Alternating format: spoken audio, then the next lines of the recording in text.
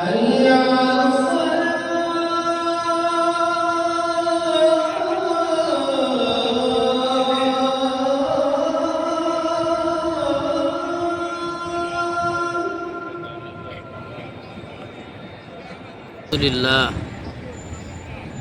আল্লাহ রাসূলের নিজে হাতে বানানো এই মসজিদ, আমার আপনার নবী নিজে হাতে বানাইছিল এই মসজিদটা তাইফের ময়দানে। আল্লাহ রাসূলের নিজে হাত তৈরি করা মসজিদ। সে কত বছর পার হয়ে গেছে, সৌদি সরকার এই মসজিদটা সুন্দর হেফাজত করে রেখেছে। ভিতরের দৃশ্য, ভিতরে যাওয়ার জন্য কোনো পারমিশন নেই। আলহামদুলিল্লাহ, অনেক সুন্দর একটা ঘর।